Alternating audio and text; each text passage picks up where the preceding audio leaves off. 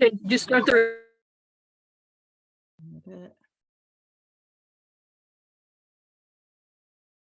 And I think that looks like we're ready to go. Okay. So first, thank you, Jay, for inviting me back again. I'm just really happy to be back presenting. As I go through this, I will take a break about halfway through for questions. So that's a good time to, go through any questions in the chat. Jay, I don't see the chat, so maybe you can follow that for me, but halfway I'll take a break. That's a good time for questions. But if there's anything that needs attention right away, please feel free to interrupt me. And a little bit about us. My husband, Jim, is the one who got me into photography. Jim, come up and say, more than your hand. You got to get your face up here. Jim is also a member of the club.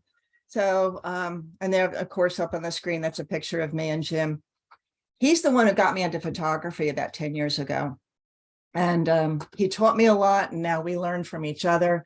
And you will see quite a few images here from Jim. So this is really sort of a joint presentation, although I'm the one who does most of the talking. And he may jump in again. So we've been members of the Chester County Camera Club for about 10 years, and we joined Berks when COVID happened. We saw your lineup of speakers, and we're so impressed. And we've really been happy to be a part of the Berks Club as well. So again, thank you for inviting us. These lenses you see here, we don't own those. We just rented those for a trip. And we are avid canoe enthusiasts. Jim actually builds and restores wooden canoes, and we're very active in a group called the Wooden Canoe Heritage Association. So you may see a few canoes. A few more of that one on the top right. Jim built or restored that one. So, and you may recall that I did present to this group last year on still lifes, and I will repeat a couple images from that session. This presentation, though, goes way past still lifes, and it does focus on the behind the scenes process that we go to get to a final image. So how do you get that shot? It's usually not just the click of the shutter, it's the process, what takes place before pressing the shutter and what takes place after. So I will come back to this image later, as this one actually took a lot of planning and preparation. So first, a quick overview of some of our favorite images, so you get an idea of our photography. And then we'll go through the process of how we got each of these shots. So I'll start with a few by Jim. Here, he was inspired by the scene. And, sometimes something interesting like shadows will attract his attention. Or as I'll discuss later, sometimes we pre-visualize what we want, and then we have to figure out how to get it.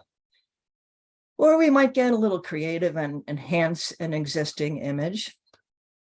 And now for a few of mine. For me, I will often just walk around a subject until I find just the right composition. And in other cases, I'll look at images after I've taken them and look to see if there is anything that grabs me. And post-processing adjustments, that's a major part of my art. I really enjoy post-processing because I will adapt images until they portray what I felt at the time when they were taken. So the final image might be altered, but the experience has been captured the way that I want.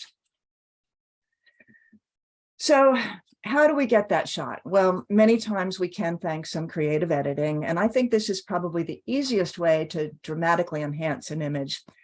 And I know many people feel the need to just get it right in camera and do minimal editing, and that's fine. And I actually admire those people. They're better photographers than I am. But for me, I actually love editing and making enhancements to my images. So, okay, a pretty mediocre shot I'll start out with, right? I was intrigued by this Angora rabbit I saw at a craft fair, and I just took this shot because I was trying to capture the texture of that mass of fur. So back at the computer, I just cropped it in a little tighter, and I brought up the detail to really show the texture of that fur. The sharpening tools in Lightroom are really powerful and very easy to use. So it's getting there. And I cropped in even closer as I felt the face and the fur was the important part of the image. But, you know, I still don't like the background. This background up here to me is distracting.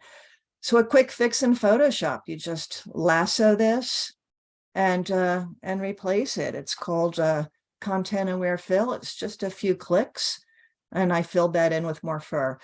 This now portrays the texture of that fur that I wanted to portray when I took the shot. So here from the original mediocre shot to this. And similar concept here, by the way. I just took this one November at the dog show that takes place in Oaks right before Thanksgiving. And that's a really, really fun place to photograph. That's a good outing for you, by the way. And here's the original straight out of camera. And this is actually, you know, not a bad shot. It's well exposed. It's sharp. But again, creative cropping and just some very minor adjustments just really brings out the personality of this dog. Here I was trying to capture a butterfly in motion at our community garden. Shots underexposed. The subject's kind of boring. And by the way, I'm going to share quite a few bad shots because getting the right shot it's usually a process. Rarely is it a single perfectly lit and posed subject. So I thought, well, what happened if I just lighten the shadows in Lightroom? Just one adjustment, crop in tighter, add a little clarity, some saturation. Now it's close, but I want to move this butterfly to a different spot for a more pleasing composition. I want to move it right in there in between those two flowers. So again, a quick fix in Photoshop. It's called content aware move. You just lasso that butterfly and drag them over. So there are quite a few things that you can do that are really quite simple. But I mean, look at the difference before and after.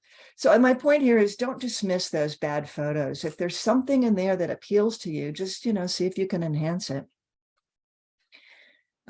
Jim was attracted to this interesting granite building, and this was shot looking actually straight up. He likes unusual perspectives. He converted to black and white, but not quite done yet. He learned a trick to add a bit more drama to black and white images. So it's got that plain drab background. He added a gradient, which provides now dramatic lighting, and some gradients were added on those walls, directing the light where he wanted it. So I think now this is a pretty dynamic image. So let's talk about searching for the unusual. So when we go to a location, you know, we may have some shots in mind.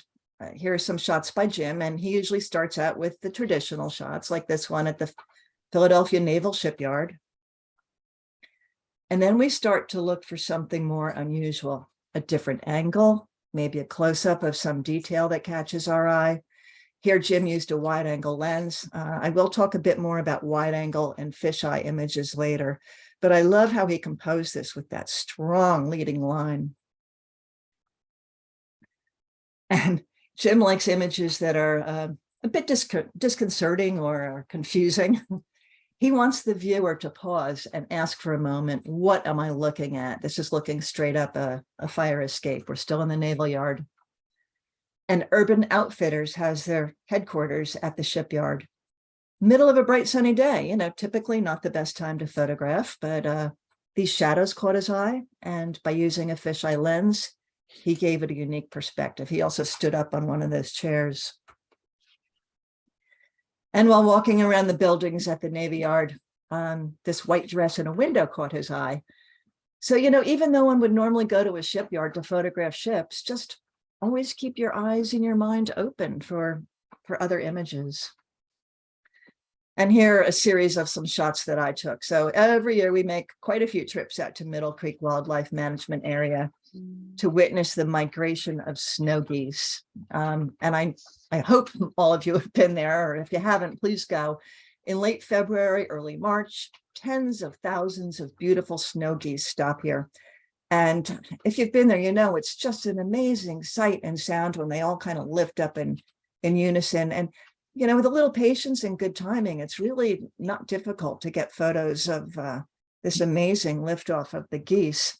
And close to sunset, they all fly in from the fields to roost at night.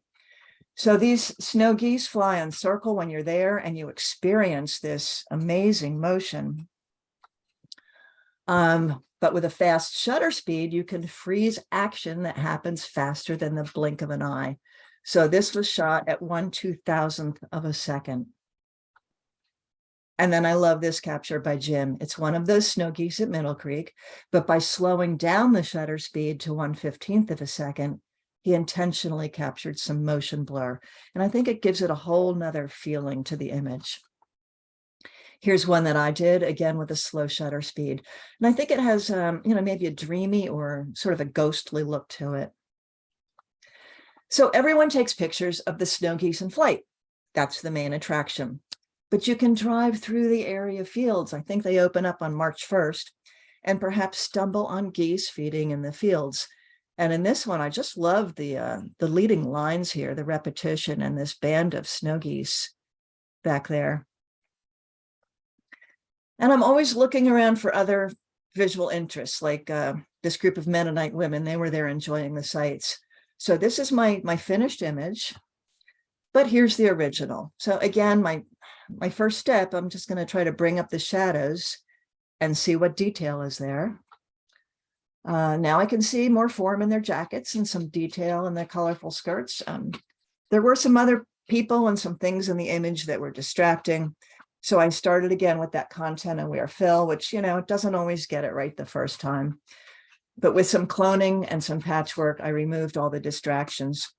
So here in my finished image, some color adjustments, a few more geese were added. This represents what I saw and felt that day. So from this to this. And here's one more from our visit with the snow geese. I'll get into how this one was done a bit later. So how do you get that shot? Well, it can take a lot of patience. How many of you have been to Washington, D.C. to photograph the cherry blossoms? If you have, the crowds are unbelievable, making it almost impossible to get a shot without being photobombed. So I was trying to frame the Washington Monument. My tripod is back behind this guy, obviously, and I'm trying to, find this nice curve in these cherry blossoms to frame the Washington Monument. But I couldn't do it without getting people in my shot. This guy's photographing his girlfriend. I wound up with this shot of her, but looking at it in the computer, I said, wow, look at that kimono she's wearing. And I just wondered what detail might be there, what I could do to maybe improve the composition. So just a bit of shadow lightening in Lightroom and a crop. From this to this, same image. And often I'll press the shutter when something looks interesting to me, but much of the magic happens for me when I'm back at the computer. So here I cropped it a little bit tighter, and I felt like the color just wasn't working for me. So I thought, how about black and white?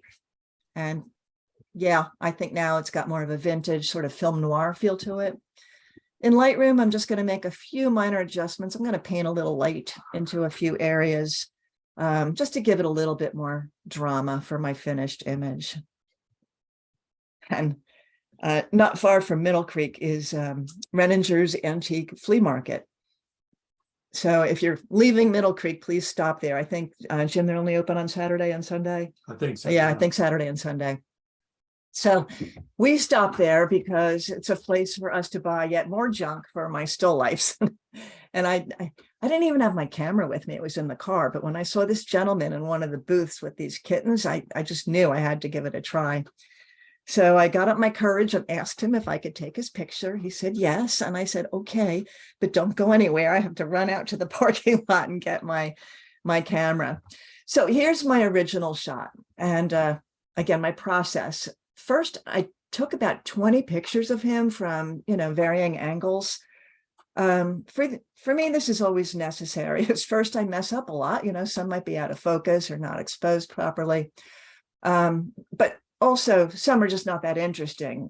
You're looking for a moment, a glance, his eye contact, something. But if you take a lot, you increase your chances of getting a decent shot. So then on the computer, I look at this and I ask myself some questions. Does color enhance this image? In this case, no. Are there distracting elements that can be removed? Yes. Look around the frame. Here's plastic sheeting hung up behind him. Your eye immediately goes to the brightest area in the image, not the subject. A little patch of red. We call these things edge boogers, by the way. So while I was taking this, I actually engaged him in some conversation. And he told me, he said, I love cats. I have always loved cats.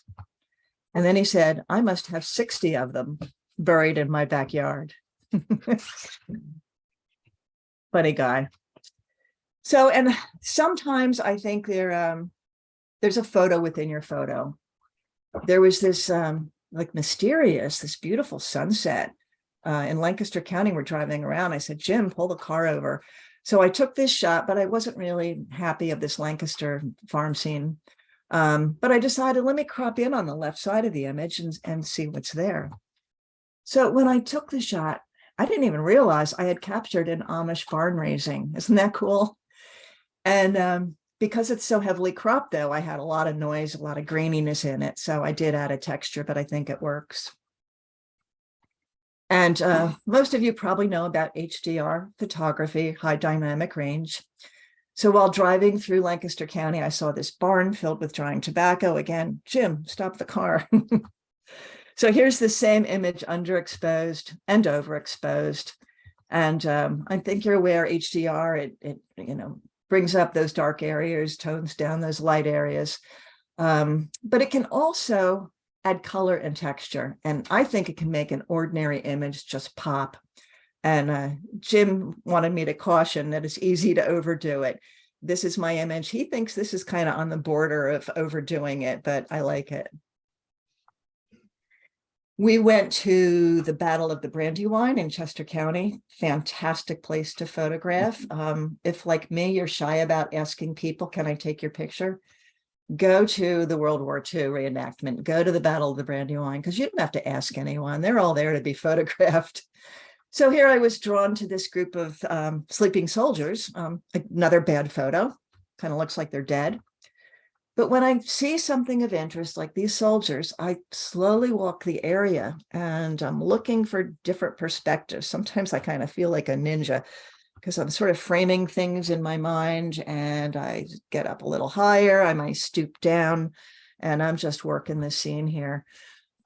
These soldiers actually dress in authentic period costumes, although I didn't know they had Hanes socks back in 1777, but now I see something that really interests me. You see that little brown blob?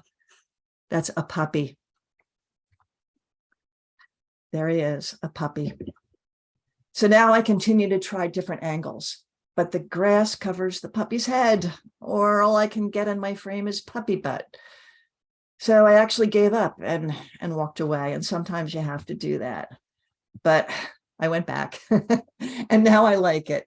Now I see the puppy's face and the soldier's face. And look, the eyes, they line up in this beautiful curve that unite the two. You know, I'm not happy about the leash or this rope, but I can fix that. A little puppy love before the battle. And I said, patience. Need a lot of patience sometimes. Well, Jim and I don't do a lot of bird photography, but we did attend a workshop in Assateague a few years back with a pretty well-known nature photographer named Jim Clark. And my Jim, he finally got this nice shot of an egret taking off, but he wasn't so successful the first time. It took a lot of patience. Jim Clark taught us to be ready when you see one perched and wait until you see it poop, as that usually means it's about to fly, to lighten its load. So Jim patiently took, I don't know, Jim, why don't you tell what happened? Get up here. How many shots did you take? Wait a minute, I got to get shorter here. Okay. I know, I stood right next to Jim. We had our tripod set up, and every time the bird moved, I put it in burst mode. Every time it moved, they shot a bunch of frames off. So I probably shot 200, 250 oh my gosh, shots of this bird. and Jim, and sure enough, the bird poops, and Jim says, okay, he's gonna go. I said, okay, I'm ready. Bird takes off. Push down that shutter button. Camera says card full. So Jim says, you get the shot? I said, nope. So So patience. I needed a bigger card, I guess. I don't know. We learn from our mistakes, right? So while out canoeing on this beautiful lake in Delaware, and this is Trap Pond, T-R-A-P Pond in Delaware. And I was talking before we opened up about this place because it is the northernmost cedar cypress, Bald cypress. pond. And these cypress trees grow right out of the lake. And you can kind of see this here. I wish I'd put in more images, but you paddle right through a forest of these beautiful cypress trees. And in October, these leaves are usually, or pine needles, whatever they are usually green, but in October they turn orange. And it's just a really magical place. So anyway, I'm canoeing on this lake and I spotted this cormorant. I'm trying to slowly drift towards it to get closer to it without startling it. And as I got closer, I realized it was actually two cormorants on a branch, and the autumn colors in the reflection I felt created this amazing background. So this is probably my favorite shot from that series that I took right there, because I really like the composition, the reflection, the autumn colors, the positioning of the birds. But I continued to take more. And as I drifted closer, you can see one's getting upset here. I'm getting a little bit too close. So did I capture it taking off? Nope. Missed that one, but I did get this action shot. So learn from your mistakes. And boy, I make a lot of them. This is my finished shot. It's an antique firefighting wagon. It's in the Firemen's Museum in Philadelphia. And here I was attracted to these dramatic shadows and the view of the Ben Franklin Bridge right out this window here. And I like the way the oval shape of the window is sort of mimicked in the perspective of the wheels here. But I screwed it up. I knew I had to bracket to get the light on the wagon. It was really dark inside. So here's my overexposed version, my normal exposure, and my underexposed shot. I didn't look at the images on the back of my camera or check my histogram. And when I got home, I was disappointed to realize that the Ben Franklin Bridge was still blown out. The dynamic range was far greater than I realized. That window was so very bright in comparison to the dark room. So a few months later, we went back to the museum and I tried it again. This time I moved the exposure compensation down a few more stops, and I took the time to check the exposure on the back of my camera. Now I had the digital information I needed to get the image that I could see with my eyes. So I wonder if anyone has been to the City Museum in St. Louis. This is a bizarre place. It's, I think, part architectural marvel and part funhouse. It's actually built inside a former shoe factory. But you can kind of wander and crawl through, labyrinths of tunnels, and there are these weird creatures around. You climb through these giant slinkies. And in the center is this 10-story opening of stairways and these chutes that go down. And this guy brought in these pipe organs. So when this was a shoe factory, the shoes were moved from the top floor down along these chutes. So it was really, really hard to photograph there. It was very dark inside, and looking straight up, there was very, very bright. So here you can actually see one of those pipe organs. And I'm trying different angles. I'm working the scene. And again, I'm bracketing these shots, and some of these exposures were pretty long. I think, this one might have even been 5 seconds to get that much light. So here's one of my final images in black and white, and I like this. This is an HDR, by the way, but I think this kind of looks like an MC Escher contraption. And I'm still working the scene for another shot. So I'm getting closer here because I'm intrigued by these curves and these interesting colored lights. But I decided to try a different angle, and I'll often try to find a diagonal element in my images or just tilt my image on a diagonal. So this one's dark. This was shot at very slow at 4 seconds. To get enough light, I had to shoot this one at 30 seconds. Obviously, you need a tripod. And here's the final HDR version. And yes, Jim and I climbed to the top and we slid down the 10-story spiral slide. It was like being in a giant chutes and ladder game with eerie lights and organ music playing. It's just such a cool place. And here's another angle image. This one focuses more on the pipe organ, but now I am an internationally published photographer, as my image was featured on the front of and this is an international magazine. It's published in England called Organist's Review. I was quite honored. So setting up the scene and waiting for something to happen. Here are a series of images by Jim. We are back at that reenactment of the Revolutionary War, the Battle of the Brandywine in Chester County. And he was attracted to the repeating patterns of the soldiers' tents. And by just, moving around, he framed a nice composition of the leading lines going through these 2 rows of tents. And every so often, some of the soldiers would walk through the frame. So he just stayed there for a while. He was hoping to capture someone of interest at just the right moment. And there it is. When this young soldier walked through with the drum on his back, he felt he had something special. And I agree. I had the same idea in Cuba. I was fascinated by the colors and shapes of the painted wall, the peeling paint on the door. So I just sat on the curb across the street and watched the people go by. And this guy in the pink cap, he wasn't going anywhere. But then I started to notice that the low sun was creating these dramatic shadows. And I thought maybe the man with the cap might, show an interaction with the shadow. And then it happened. Here's my finished shot. I think this is graphically pleasing, and I just love the story and the expression on this man's face. Another example by Jim. We're at Grand Central Station in New York, and bright sunlight was pouring in at this low angle, creating these long shadows. So he just positioned himself in the middle of the commotion and waited. And he started out by framing the people, and then he tilted the camera down. He started to focus less on the people and more on the shadows. And again, he's just waiting for something interesting. And here it is. This was the decisive moment.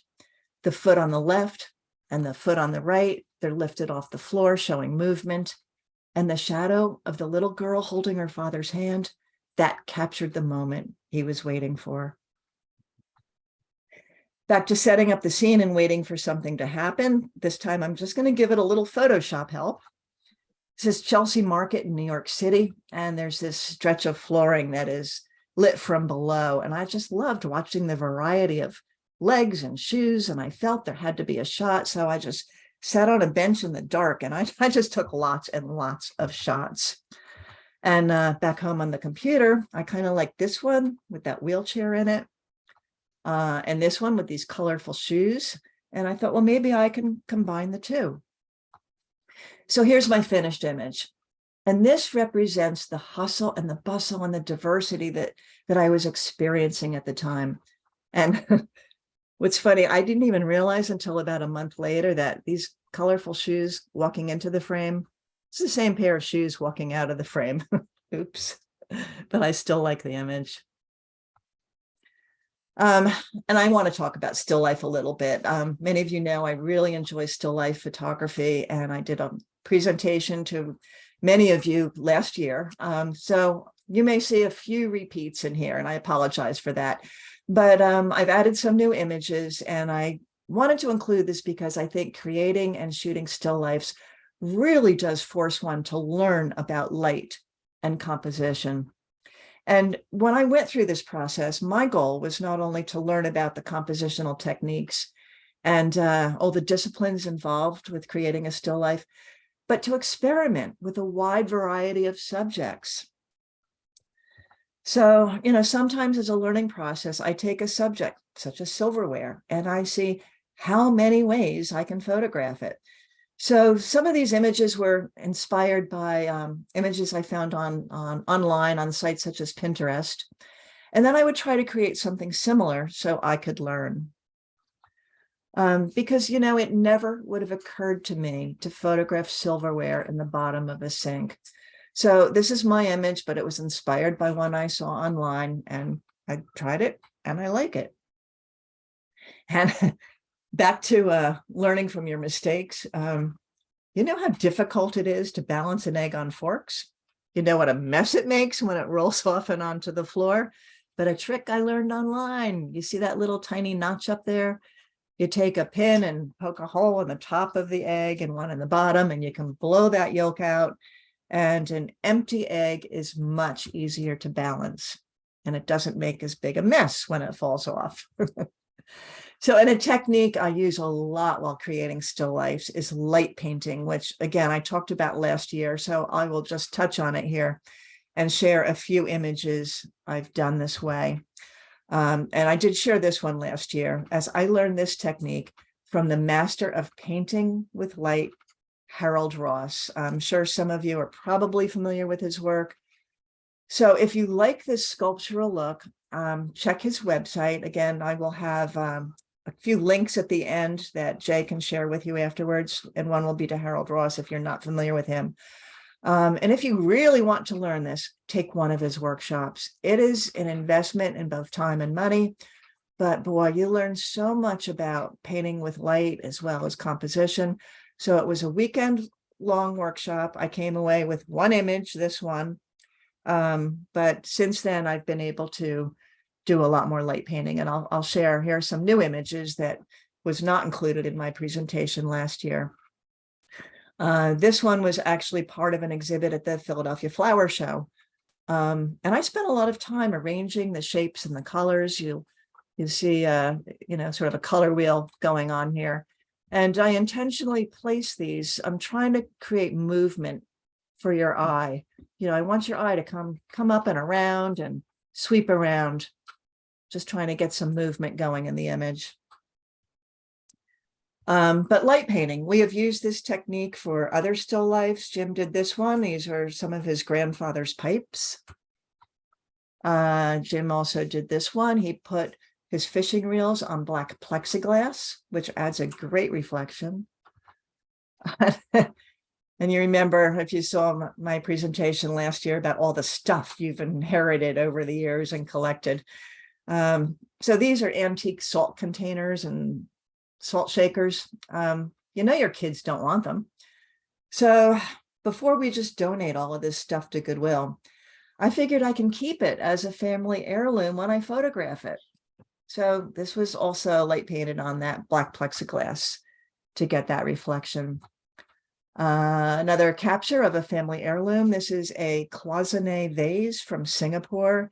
One of Jim's relatives brought it back during World War II. This vase will not be going to Goodwill. An old beat up scale we found at a flea market. And these tomatoes were on their way out at my community garden. So I wanted to do one more still life while I had the chance. But I really like the composition in this one. I intentionally placed these here to make this S curve. So again, your eye sort of sweeps around and sort of mimics this circular thing here. And I think many of you are aware that your eye is attracted to red. So I've got the red orange up here and the red orange down here again. So your eye kind of bounces around a bit. And after I presented on still lifes here a year ago, I did spend some time this past year learning about the symbolism in still lifes. This one includes a lot of symbolism found in all those old traditional still life paintings. Musical instruments and books for wealth and knowledge. Flowers actually represent life and growth. Grapes, you can probably figure, represent pleasure and lust. And a skull, an extinguished candle. Sometimes you'll see a clock. That reminds us that life is fleeting and earthly pleasures mean nothing when you're dead. You can't take it with you. So this was my ultimate still life, incorporating all sorts of types of symbols.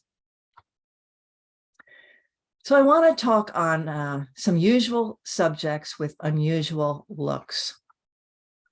Here's a usual perspective. This is a piano on stage at Bates College in Maine. And this is what most people would shoot with the camera just at eye height. But Jim was intrigued by the modular patterns on the wall. So before I know it, I see him, he's over here laying down on the floor, pointing the camera straight up. And this is the shot he took, looking straight up. And then in his final image, he just cropped it a bit. I think he flipped it. It's the same image, flipped, and he added some clouds. So quite a difference from the original image. And we've been to Steel Stacks in Bethlehem many times. I'm sure all of you have too. And we always have taken pictures of this sculpture right outside the visitor center.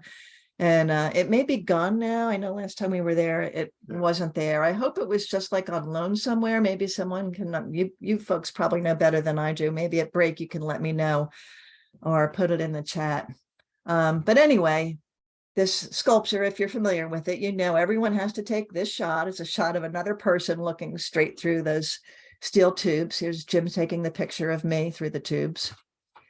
But here's a different perspective, shot from the side and from below.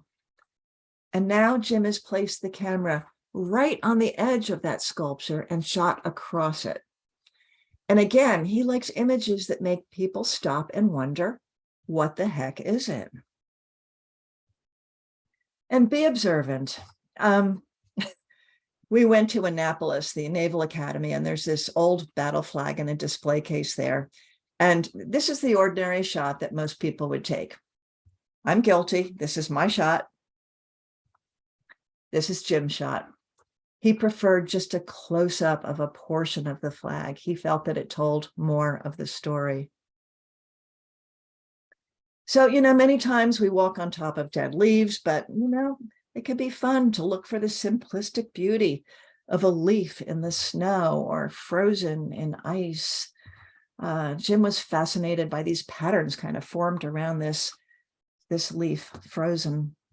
And for this one, I got down in the grass. I didn't even see this web until I got down to a bug's eye view. And I often wear knee pads and even rain pants, so I don't have to worry about getting down on the ground and close to nature. Because if I didn't get down, I would never see this stuff. Well, here's another pretty bad photo. Middle of a bright day. Most people say not a great time to photograph, but I saw this and like this moment of perception occurred when I saw these shadows coming from these spiky things on this cactus. So, back at the computer, just add a little contrast, clarity, saturation, but it's these shadows that are intriguing me, not all this stuff around it. That's distracting. So I just switched up the orientation and filled the frame. And I think that's kind of a fun image. So how do we get a shot like this? Dandelion seeds with no distracting background. A technique called scanning. And I have done quite a bit of it. Sometimes the technique is called scanography. And I did include this when I presented to you all last year. So again, you may remember a few of these images, but this technique is so much fun and people are always interested. So I've switched up many of the examples here. The camera, it's just a flatbed scanner. This is just a scanner we bought to scan documents. It's called a Canon Canoscan. Cost about $110, I think. And here's how it works. This image shows how the tomatoes and onions were placed. So notice the big onion bottom left, top right. This is the resulting image. It's being taken from below. The scanner is shooting from below. So now the big onion is on the bottom right and the top left. Everything is not only upside down, it's backwards. So this is that same image just cropped in because I just wanted to show you can get incredible detail. And autumn leaves work perfect for this. Just so many choices of shape and size and color. And I enjoy just trying to create different groupings and patterns of leaves. So this is what an arrangement looks like as it's placed on the scanner. So this looks like quite a mess, doesn't it? Here is the scan from that mess. So you can see here a big mayapple flower, a smaller mayapple flower, and it's sort of surrounded by this azalea. Here's the big mayapple flower, the small mayapple flower, and that sprig of azalea. So hopefully you get an idea of what's going on here. And I'm going to sort of take you through the process, including post-processing a little bit. So to create an arrangement, I'll start out by placing objects into what I think might be a nice composition. But it's hard to know because you can't see what it'll look like from underneath. So here's my first attempt, and I'm making adjustments. You see it moving around a bit. And I like this one. I'm going to go with this one, but the background is not quite as black as I would like. And I did this one a few years ago, and I used a tool in Photoshop called the background eraser tool, which I find works very well for this technique to darken a background and maintain very fine edges. I'm going to zoom into this area right here. Just so you can see, I mean, these ferns have these, tiny little like hair-like things on them. And you kind of go around with the background eraser, and it's a little bit time consuming, but again, it captures every little one of those hairs. So I like that technique. And here's my finished image. Now today, with the new selection tools in Lightroom and Photoshop, I may be able to shorten this cleanup process a lot. I love these new tools. I have not yet tried it on an image like this. I'll be trying that soon. A few more images that I just did this past year. Here's some, palette of white dogwood blossoms, azaleas, lily of the valley, daffodils from my garden. And this one I just converted to monochrome. I just sort of liked the sculptural look to it.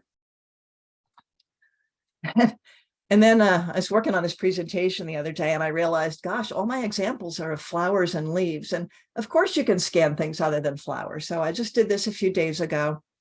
Just made an arrangement from a bunch of stuff I collected last summer, things I found washed up on a beach in Maine. And I just did this one too. I asked our daughter to flip her hair down onto the scanner and hold still, but she started losing patience. She didn't want to cooperate for too long. So I found a more cooperative model, Barbie. But look at that detail and that texture. Isn't that cool? And this is an older one. I think I had this in last year, but it's one of my favorites. It's just a very simple color palette, but I feel a human connection in this gentle embrace. So let me take a pause here and ask if there are any questions. So Jay, if you've been following the chat, maybe you can let me know, or everyone can unmute and speak up if you want, if you have any questions here or comments for me. One of the questions was, how did the organist review learn of your wonderful image? I think he Googled it. Do you remember, did I have that on Flickr? No, I don't. That image is on our website.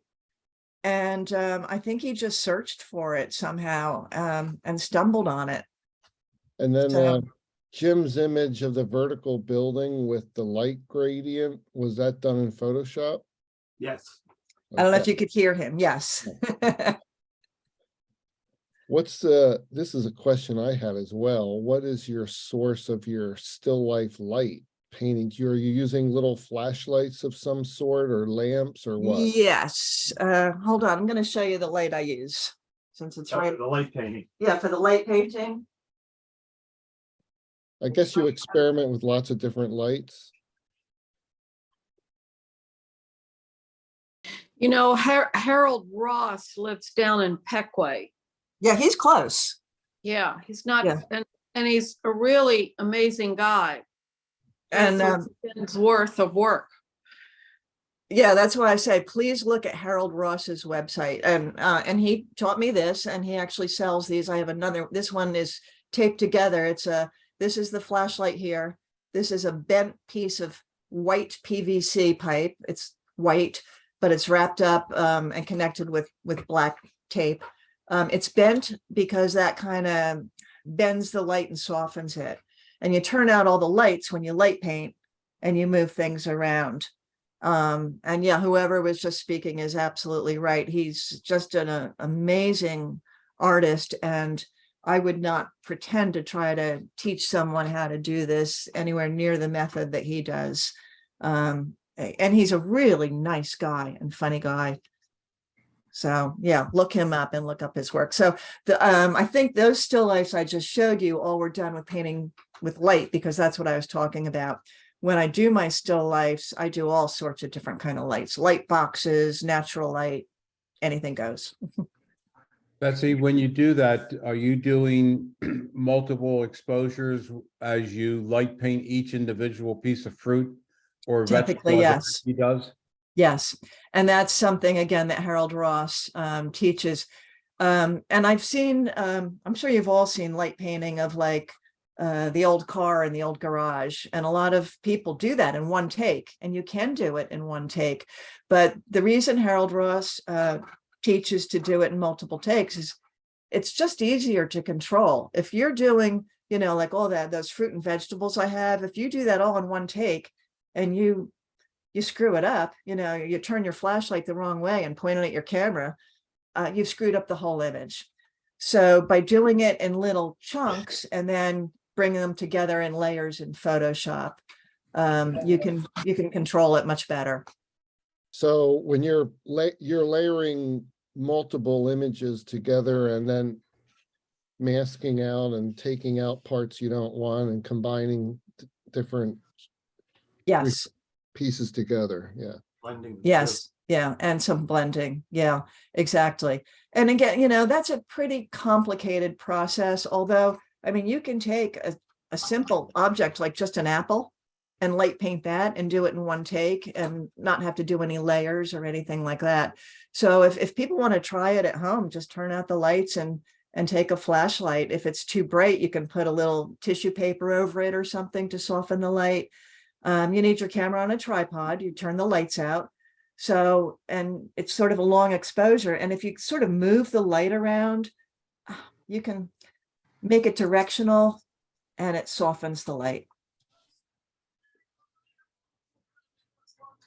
Betsy, I have a question about your scanning images. Sure. How do you keep the bottom florals that are next to the scanning glass from looking compressed as you're building up the layers of the floral pieces? A lot of times I don't. It depends on the flower. Some flowers hold up better than others. But many times I've done this and the flower gets squished in an unflattering way. And if that happens, you have to lift up everything that's on top of it and kind of unsquish that flower or replace it with something else. So those arrangements that I showed you that have like a lot of flowers in them, that may take me 10 or 20 takes to get it to where I like it.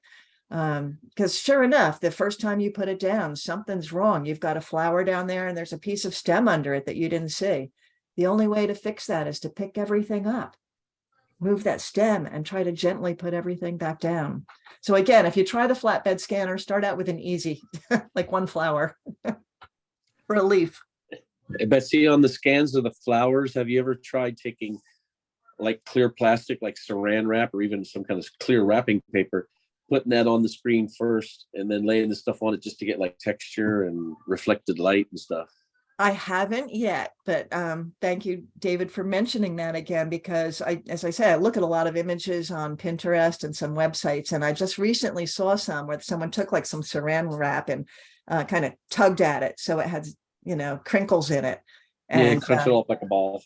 yeah, it looked really, really cool. You get all these reflected lines, and I think for the light, because the scanner's pretty bright. I mean, it's like when it scans, it's like a bar going across, like scanning a sheet of paper. And so the light is always directly below the object. It's not like at an angle or anything. So when you put that paper in there with the little creases and stuff, you'll get like angles of light and stuff. Yeah, I definitely need to. But they're beautiful. I mean, they're just, and are you closing something on top of it, or is it just that it's so bright you don't see anything else beyond the focal range? The lid is wide open. I do it in a room with lights on in the daylight. I avoid having a bright light shining straight down onto the scanner, but you've got it right. The light is so close to the subject. And think of a scanner that light travels in a band below the glass, which is just a fraction of an inch away from the object on the glass. So the light falls off very quickly. And that's how you get that dark background, even That's in a lit great. room with the lid open. Cool. Yeah, it's a lot of fun. Anything else, Jay? Anything in the chat? I don't see anything else. I really like the point you brought up, Betsy, about, you know, you don't always have to get it right off the bat in camera. I think it's great that you're willing to manipulate and play and have fun and see what you can come up with that maybe you didn't think was there, and trying different things. I think your experimenting attitude and willingness to play is a great thing. Thank you. Thanks. Well, photography is drawing or painting with light. So in your post-processing, you're doing like Ansel Adams, you know, you're just fixing it up and making it the way you want it to look. Yeah. And I will often add light in areas, the old sort of dodging and burning, same technique. Right. Okay, I will continue. Okay, get rid of this chat. Okay. So why didn't that move? Oh, there it goes. Okay. So you may be familiar also with a pretty famous macro photographer named Mike Moats. In fact, now that I think of it, when I first heard about him, I found him online, and he was one of my really early inspirations. When I saw some of his images, I was absolutely blown away by them. And I saw that he was going to be giving a workshop nearby in Berks County. And this is when the Berks Photo Society used to run those workshops up at Kutztown University.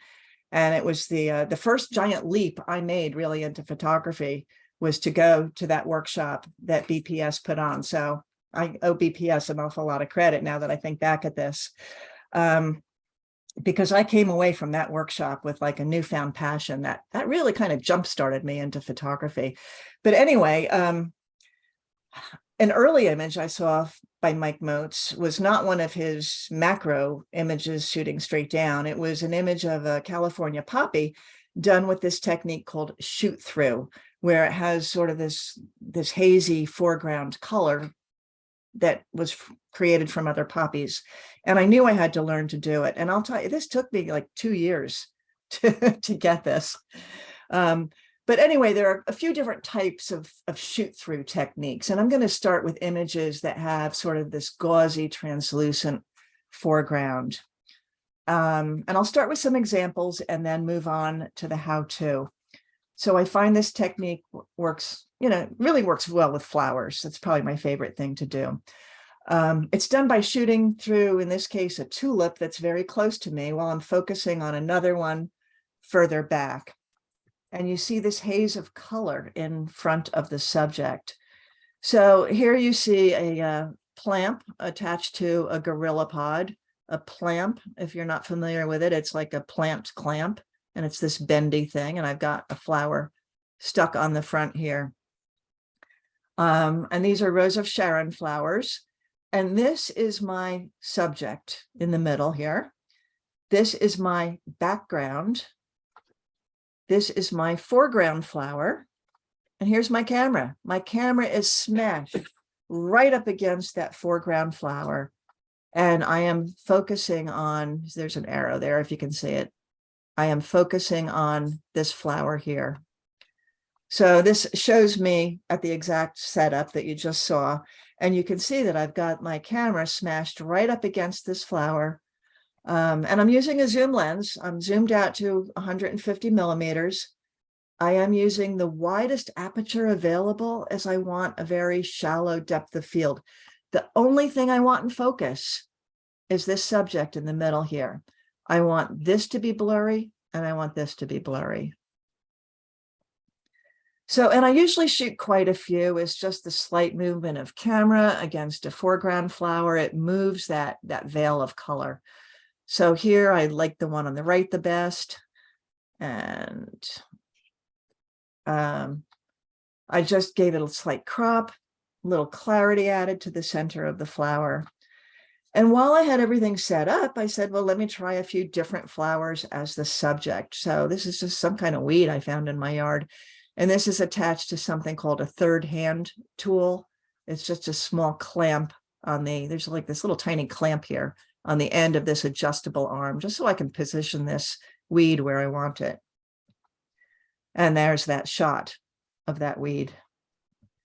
And same foreground flower. Now I've just changed the subject flower, and I've changed a background flower to put some yellow in the background. So again, I just continue to experiment.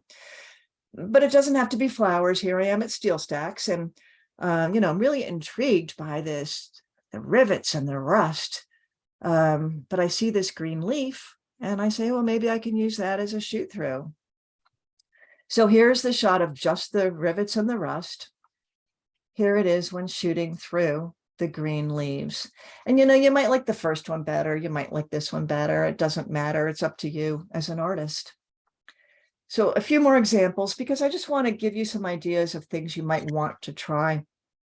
This one I kind of liked. I thought this looked like a lonely leaf, sort of like a misfit in this sea of pastel flowers.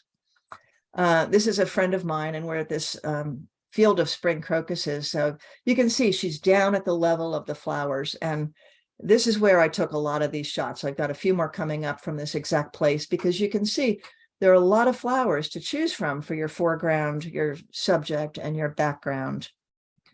This one has a lot of haze, just sort of a dreamy, soft color. And sometimes the haze covers most everything. But again, by just moving ever so slightly, you might capture just a slice of focus on the highlight of the flower. And this one I was rewarded when this little ant came by and did a little dance for me. That was nice. So a different type of shoot through, and that's shooting through a transparent foreground. So there are some fun store windows in New Hope that work well. I'm sure some of you have been on, this is our main street corner in New Hope. I'm shooting through the window, but the window surface includes some reflections that merge into the image. So you see these electric cables, there's some cars here, guy on a bicycle here. Those are reflections. So same window at a different angle. And this is a bit confusing, but you can tell that the building, that this is the reflection, because the Dunkin' Donuts is backwards. And, this looks like a double exposure, but it's not. And this one actually reminds me more of sort of that original series of shoot throughs with that gauzy foreground. It just incorporates this subtle reflection that merges with the subject, but I think it adds some compositional interest.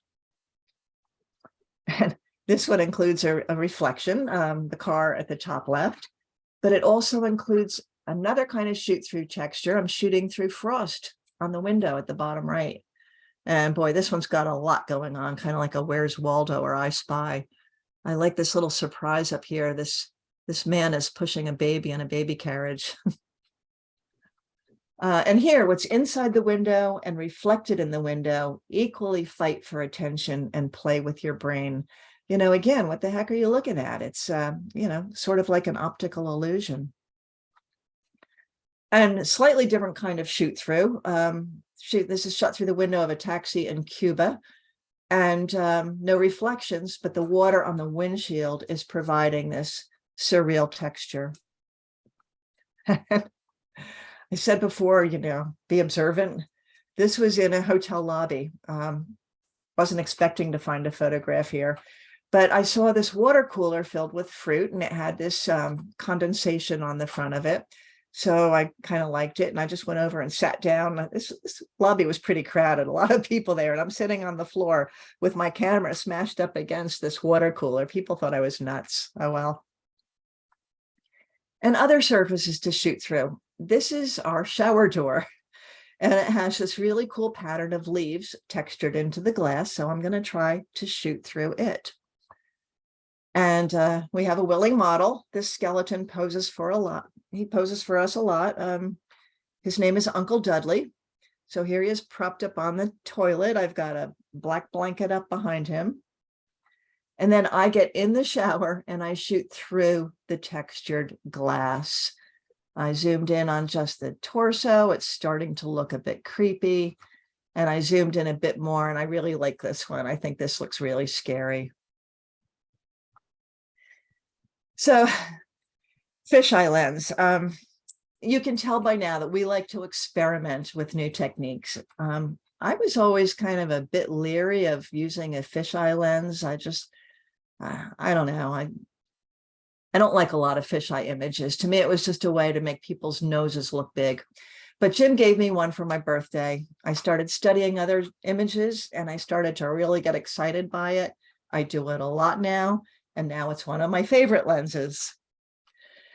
So not a fisheye, normal lens here, but this is the statue of Marilyn Monroe in her iconic pose at the Grounds for Sculpture in New Jersey.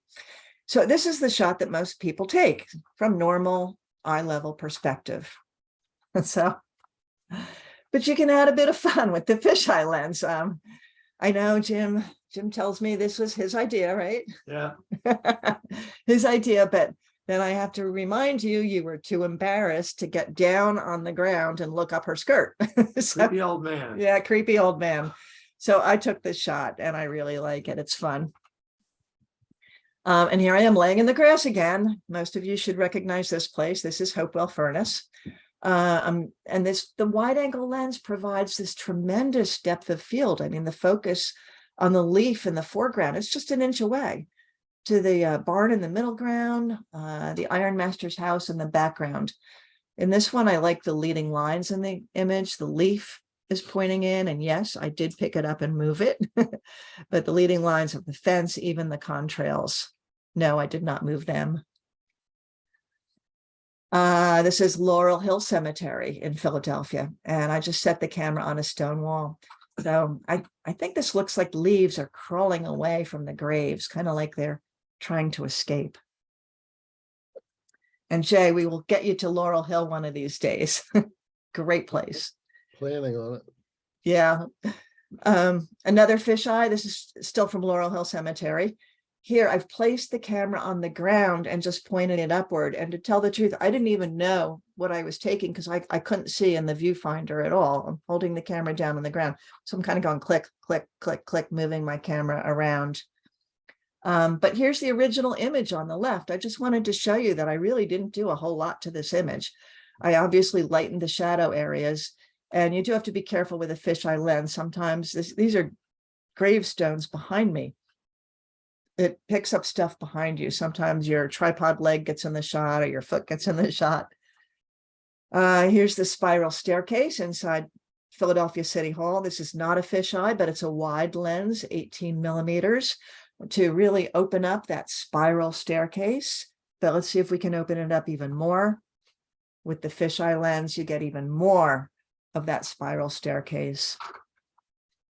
And this is the courtyard at City Hall, same place. I put the fisheye on the ground, pointing straight up. And now the viewer is surrounded by all four sides of the courtyard. And we were fortunate, this musician was serenading us with a flute. And okay, that's pretty scary. Here I just laid on the floor with the fisheye pointing straight up and asked my camera buddies to gather around. Kind of scary, huh?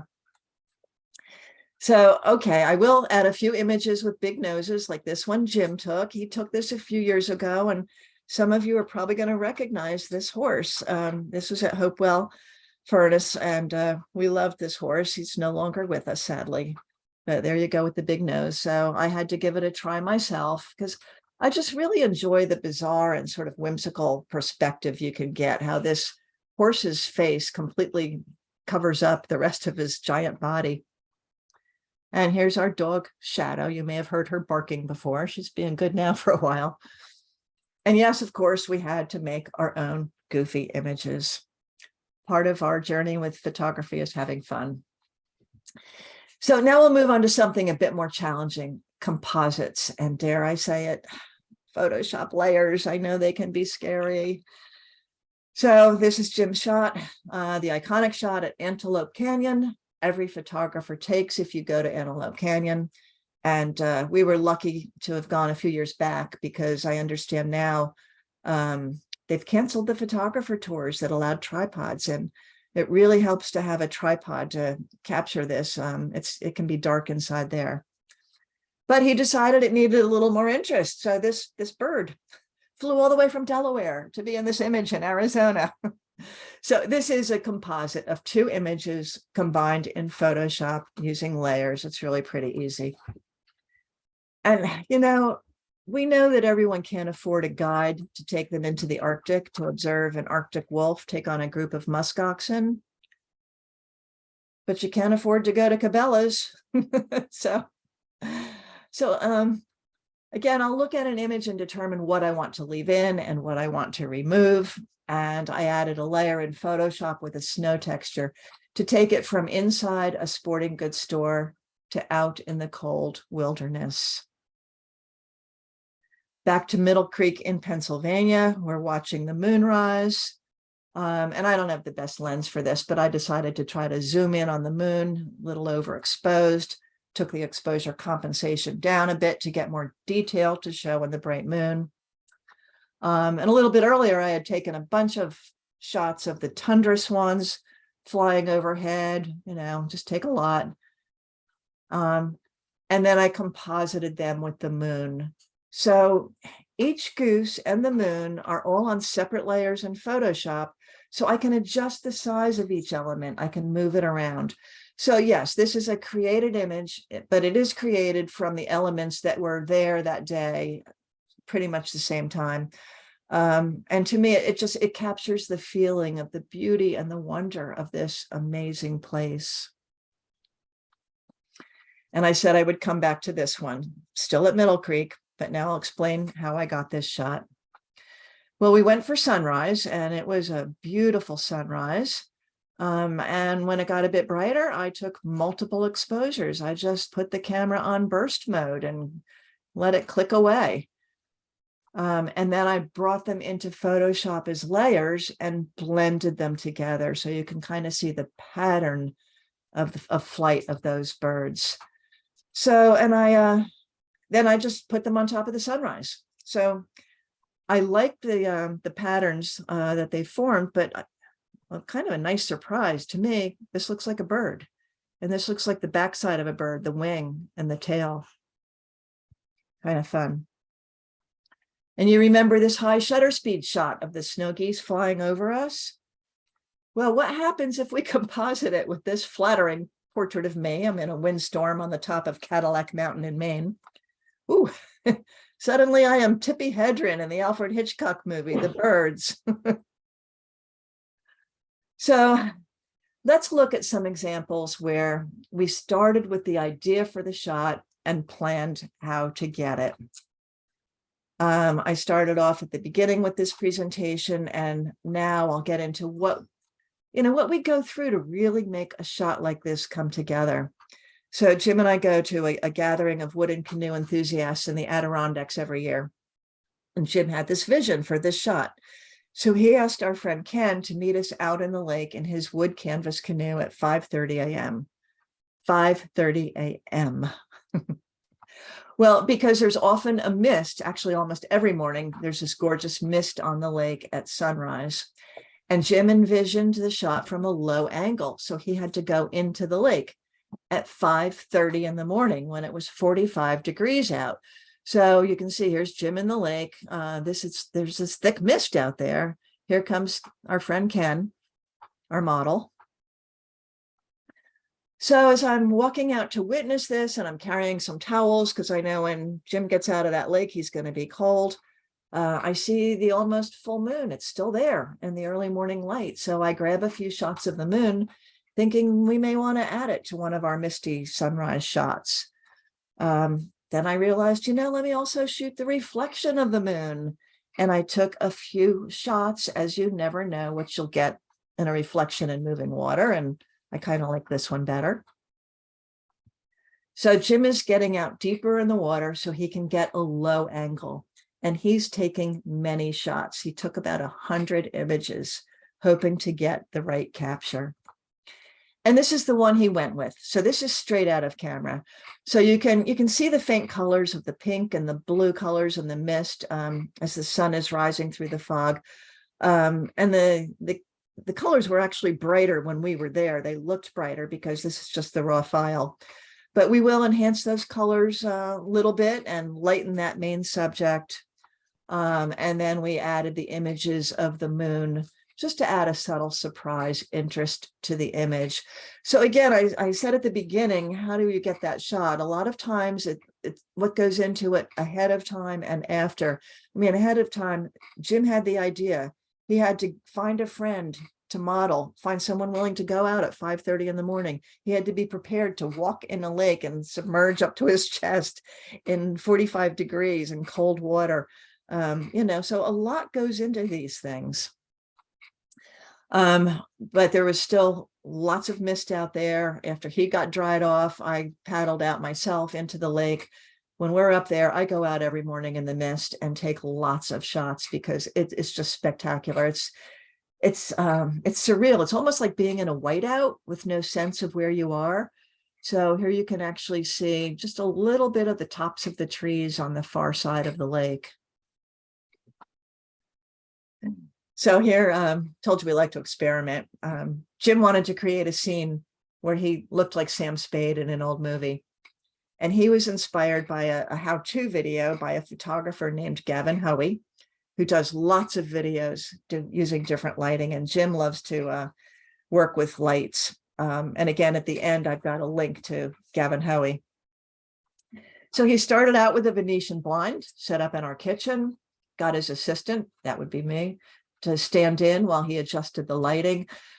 He's moving it around, moving the model around because he's looking for those dramatic stripes of shade across the face. He decided he needed some backlighting.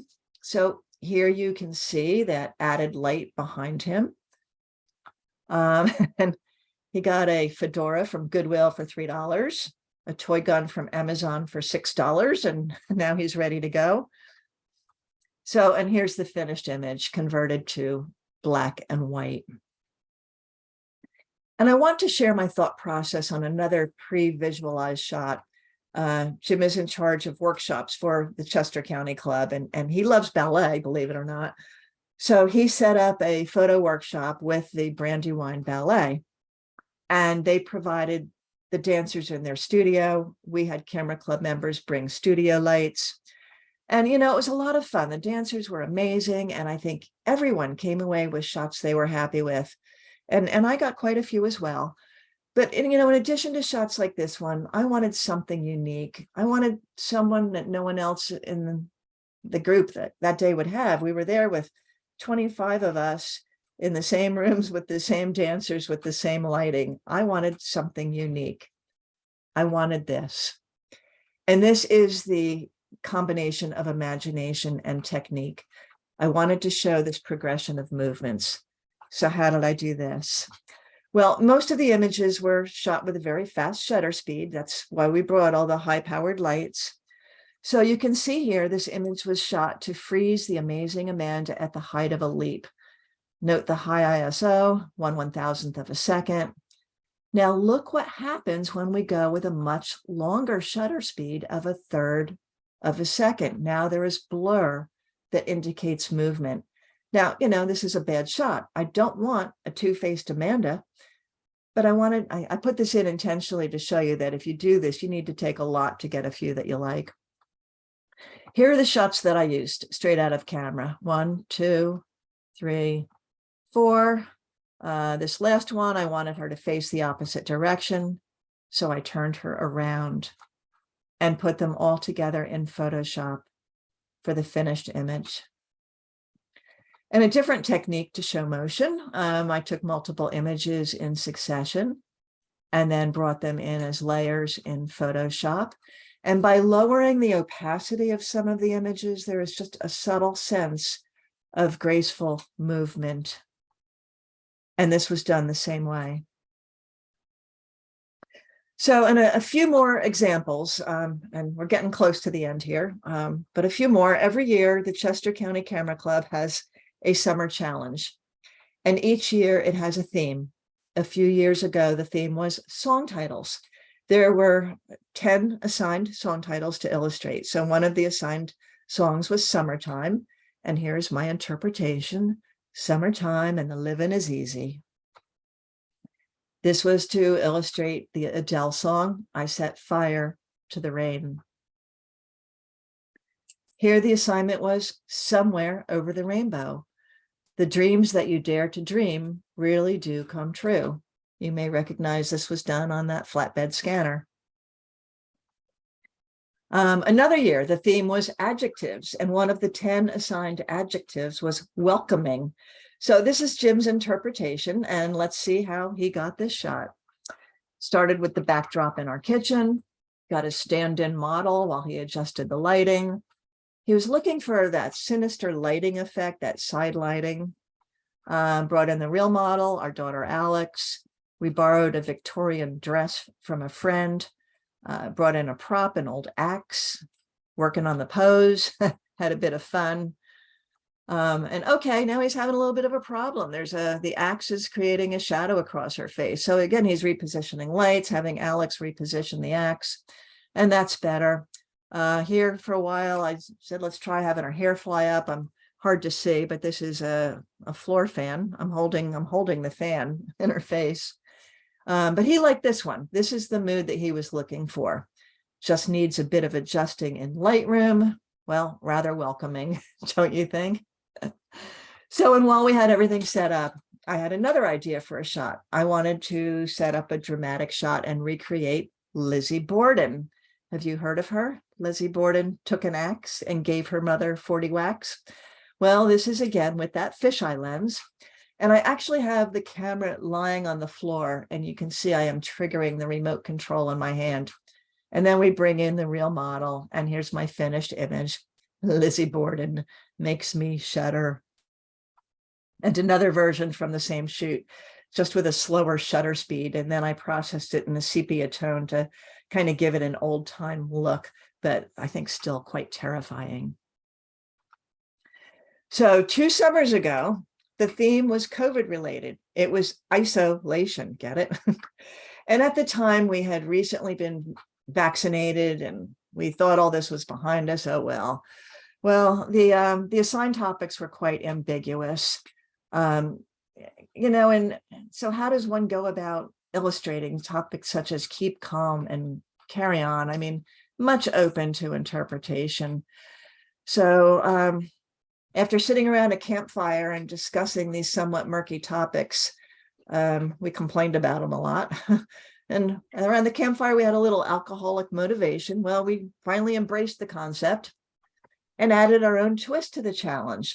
Jim said, Betsy, I want you to be featured in all of my images, and you have to kind of dress how I want you to dress and use the props I want you to. And I said, okay, I'll do the same with you. We did have veto power, all within reason, of course.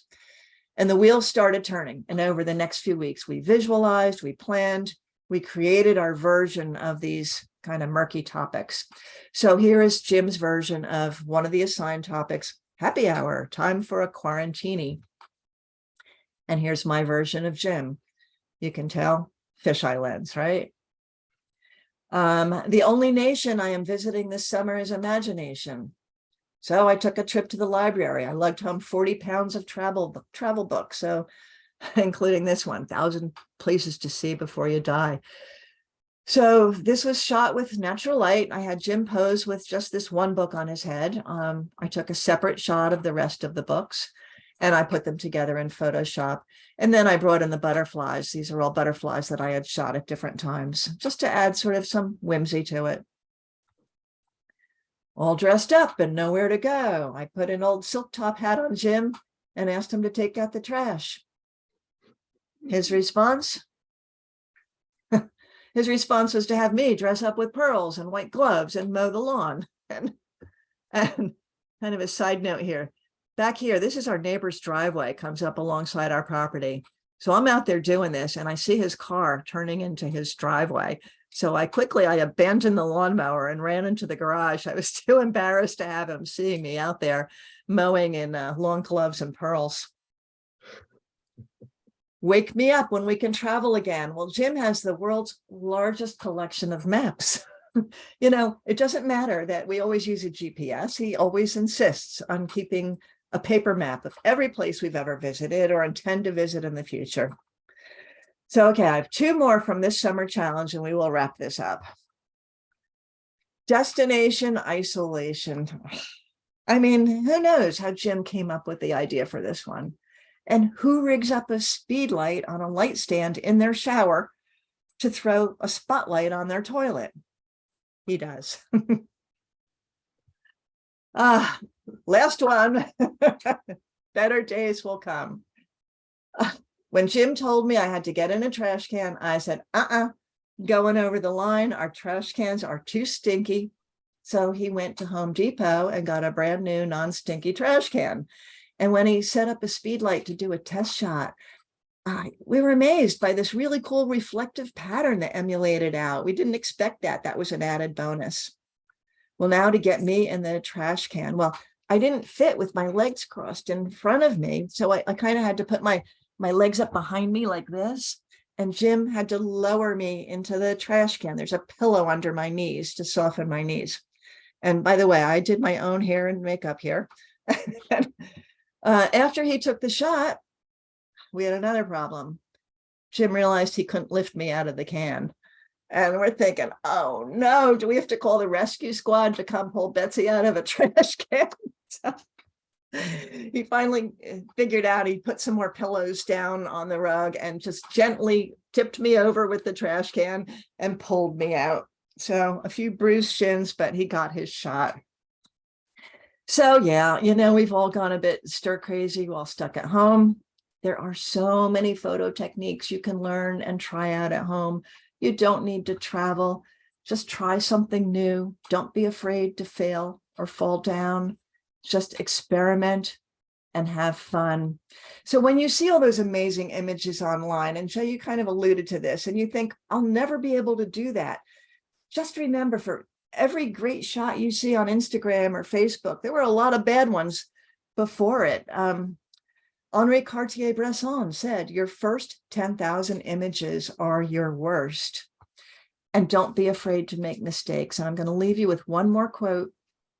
You don't learn to walk by following rules. You learn by doing and by falling over. And eventually you will walk and then run, and you will create wonderful images. So, and with that, I will say thank you.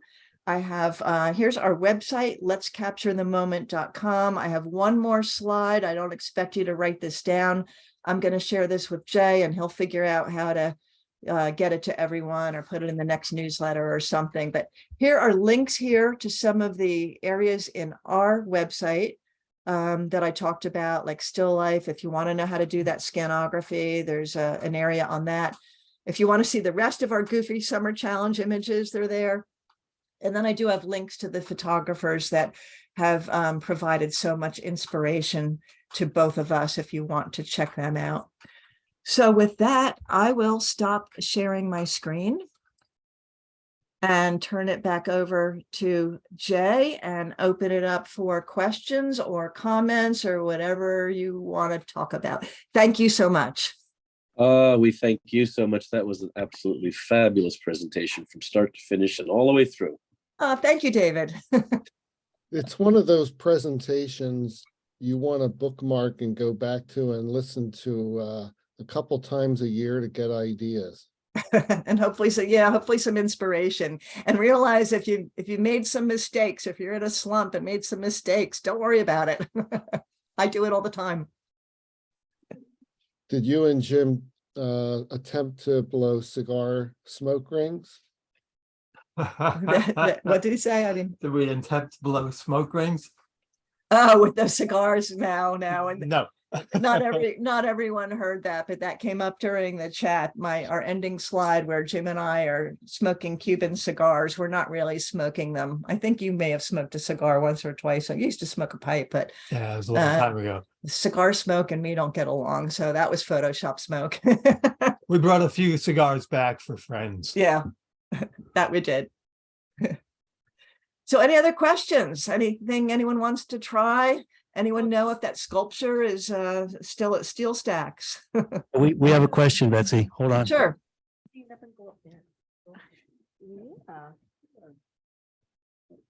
It's just a quick question on you're shooting through when Yes. you were photographing through glass. How did you not get in the picture? When I was shooting through glass, I was probably at an angle. Oh, because they usually, I was trying to figure out because you were right in front of the images and Yeah. If I was at enough Yeah, of when I of an tried that, angle, I mean, to get your reflection, you pretty much have to be, straight on. So I'd Yeah. have to go back and look at the image, but I think the answer is probably I was at a slight angle, and then Must you have get a been. different reflection, not you, yourself. you didn't just erase yourself out. I didn't in those, but my reflection is in plenty of other images, whether I Oh. wanted them there or not. Okay, thank you. You're welcome. And Betsy, when you were at New Hope doing the windows, did you happen to go to my favorite store, the African store that has the masks?